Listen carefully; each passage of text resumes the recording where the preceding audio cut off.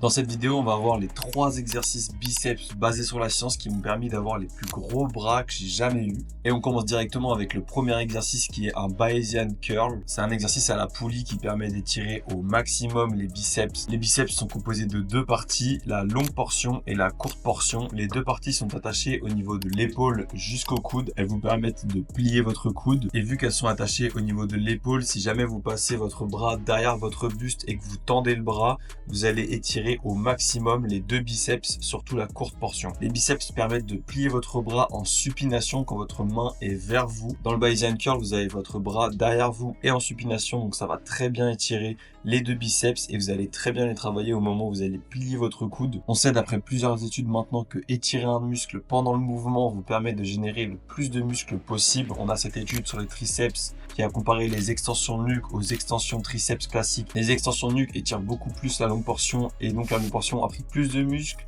Pareil pour les ischios avec le leg curl assis et le leg curl allongé. Le leg curl assis étire plus les muscles des ischios, donc les participants ont pris plus de muscles au leg curl assis et du coup il semblerait que ce soit possible aussi avec les biceps. Là vous allez possiblement me dire que le curl incliné c'est la même chose que le Bayesian curl parce que vous avez votre bras derrière le buste, donc vous étirez très bien vos biceps. Alors oui, il y a un bon étirement, mais il n'y a pas une super tension au moment de cet étirement. Ça veut dire que le poids n'est pas assez lourd au moment où votre bras est tendu et derrière votre buste. Et il semble que ce soit hyper intéressant pour la prise de muscle. D'après cette étude qui a comparé le curl pupitre au curl incliné, les participants avaient un bras qui faisait un curl pupitre, un bras qui faisait un curl incliné, et le bras qui faisait du curl pupitre a pris plus de muscles, en tout cas a pris plus de muscles au niveau des biceps proches du coude, parce que au curl pupitre, le poids est très lourd au moment où le bras est tendu. Même si le bras est devant, du coup le biceps n'est pas complètement étiré, surtout au niveau de l'épaule, il est très bien étiré au niveau du coude, et le poids est très lourd à ce moment-là, ce qui semble très intéressant pour prendre du muscle rapidement. Donc le Bayesian curl combine les deux. Il va permettre d'étirer au maximum votre biceps avec votre bras derrière et d'avoir une super tension, donc un poids assez lourd au moment où le bras est tendu. Parce que vous êtes avec la poulie, et je vais vous montrer un petit truc à faire aussi pour avoir la meilleure tension possible. Avant de vous placer, mettez la poulie au niveau de votre hanche. Une fois que c'est fait, prenez la poignée avec votre bras le plus faible, faites un pas en avant et posez votre genou opposé à la main que vous allez travailler sur le sol. Votre main opposée va servir à stabiliser votre corps en la collant contre votre genou. Et ensuite, le bras qui travaille doit être complètement tendu au début du mouvement. Et le but d'avoir mis la poulie au niveau de la hanche, c'est pour avoir un angle de 90 degrés entre la poulie et votre bras. Ça permet d'avoir la meilleure tension possible au niveau de l'étirement. Pas besoin de passer votre bras énormément en arrière. Il y a cette étude qui a montré que avoir le bras totalement en arrière pendant un Bayesian curl ou légèrement en arrière, il n'y avait pas de différence significative entre les deux façons de faire. Donc il semble que l'étirement est une certaine limite, en tout cas pour les biceps. Donc pas besoin d'abuser, d'aller complètement derrière. Et une chose très importante aussi, essayez de ne pas bouger votre coude du tout. Si vous bougez votre coude vers l'avant, vous allez légèrement travailler votre avant d'épaule. Par contre, si vous reculez votre coude donc vers l'arrière, vous risquez de beaucoup moins travailler les biceps parce que si vous passez votre coude vers l'arrière, ça va tendre vos biceps au niveau de l'épaule et vous allez plier votre bras en même temps, ce qui va contracter les biceps au niveau du coude. Et si vous faites ça, vous risquez de générer très peu de muscles parce qu'on a vu avec le squat, vous contractez un des muscles des quadriceps quand vous baissez votre buste et vous l'étirez au niveau du genou quand vous pliez vos genoux, et donc le muscle reste à la même taille pendant tout le long du mouvement. Et on a vu d'après cette étude-là qu'il semblerait que ça ne crée presque pas de muscle de faire ça.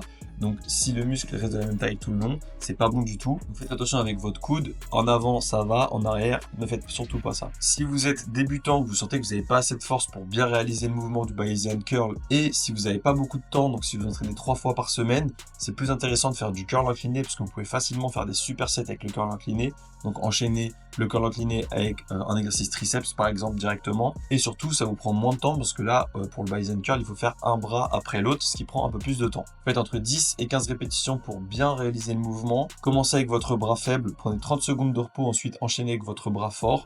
Prenez 1 minute de repos et recommencez le processus en 3 ou 4 séries comme vous préférez. Faites cet exercice au moins 2 fois par semaine. N'hésitez pas à lâcher un petit like pendant qu'on est là. On enchaîne avec le deuxième meilleur exercice, c'est le curl pupitre. Il y a une super tension du coup au niveau de l'étirement comme je vous ai dit. Donc le poids est parfaitement lourd au moment où votre bras est tendu. Et en plus de ça, il y a une super stabilité. Vous n'allez pas avoir de problème avec votre coude vu que votre coude est complètement bloqué contre le pupitre. Donc on est sûr que ça va très bien travailler les biceps. On a vu d'après l'étude dont je vous ai parlé précédemment que ça va plus travailler la partie proche du coude des biceps. Donc avec le Bayesian curl, on a bien étiré la partie proche de l'épaule, donc c'est parfait. On va pouvoir travailler l'entièreté des biceps comme ça. Il y a eu 3 études qui ont comparé le curl incliné au curl pupitre et une autre qui n'a pas encore été sortie, mais on a un léger abstract dessus. Et ces 4 études montrent que le curl pupitre travaille beaucoup mieux la partie proche du coude comme je vous l'ai dit et le brachial et le brachioradial dont je vais vous parler juste après avec le dernier exercice. Pour faire le mouvement, c'est assez simple. Baissez le siège de façon à avoir vos aisselles qui soient complètement posées contre le pupitre et surtout ne tendez pas complètement les bras en bas du mouvement. Je sais pas si vous avez vu, mais il y a pas mal de vidéos qui montraient les déchirements des biceps avec le curl pupitre.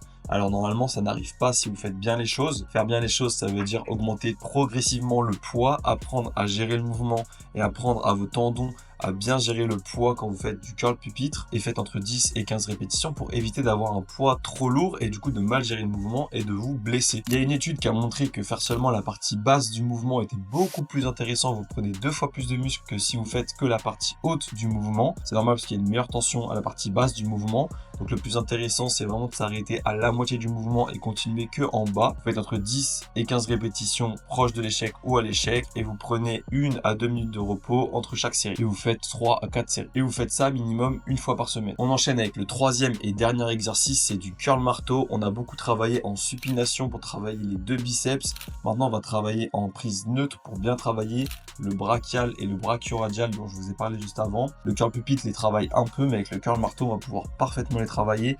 Et ces 2 muscles sont hyper importants pour que vous ayez des gros bras. Donc le brachial est situé en dessous des 2 biceps, ce qui va permettre de pousser les biceps. Et aussi, on le voit légèrement à l'extérieur du bras. Ça vous rajoute de l'épaisseur à votre bras, donc c'est hyper intéressant de le faire. Et le brachioradial, c'est un muscle de l'avant-bras qui va vous permettre d'avoir un bon gros avant-bras, parce que si vous avez des gros bras et pas d'avant-bras, ça fera très bizarre. Quand vous êtes en prise neutre, ça va désactiver les 2 biceps parce qu'ils seront pas du tout avantagés en prise neutre. Donc on va pouvoir parfaitement cibler les 2 muscles, le brachial et le brachioradial. Je choisis de faire ça aux haltères parce que c'est simple et efficace, ça va être rapide et vous pouvez le faire en superset avec un autre exercice. Si vous voulez travailler encore mieux votre brachial et votre brachioradial, vous pouvez faire du curl pupitre prise neutre. Là, ça va parfaitement les travailler. Le seul problème du curl pupitre prise neutre, c'est que c'est un peu compliqué à mettre en place avec 2 haltères. Et surtout, pour faire un superset avec un autre exercice, c'est moins simple qu'avec du curl marteau où vous êtes debout, vous avez besoin que de 2 haltères. Comment faire l'exercice? Faites en sorte d'avoir vos bras le long du corps et ensuite juste plier votre bras sans bouger votre coude. Je recommande de ne pas faire de balancier, donc de ne pas tricher pendant le mouvement,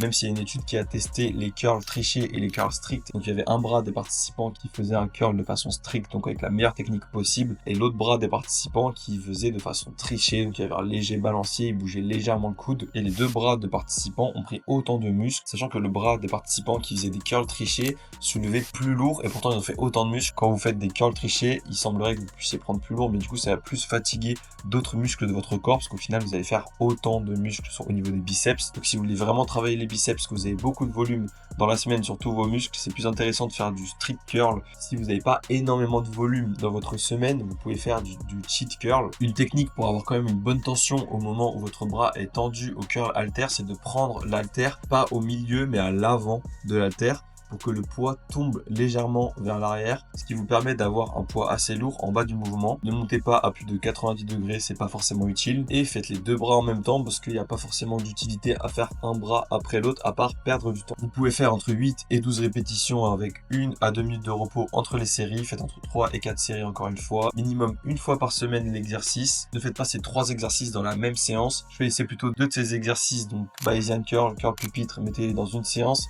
Et ensuite faites Bayesian curl et curl marteau dans une autre séance. Ce sera parfait. Si vous voulez faire plus, vous pouvez rajouter une autre séance où vous refaites les biceps avec encore du curl incliné et par exemple du curl pupitre. Si vous voulez plus d'exercices basés sur la science pour avoir un physique athlétique, vous avez un e-book gratuit disponible dans la description. Si vous voulez avoir un programme complet avec ces exercices-là parfaitement incorporés dans le programme, je vous propose le programme optimisation qui est aussi disponible dans la description. Abonne-toi pour ne rater aucune vidéo. À la prochaine.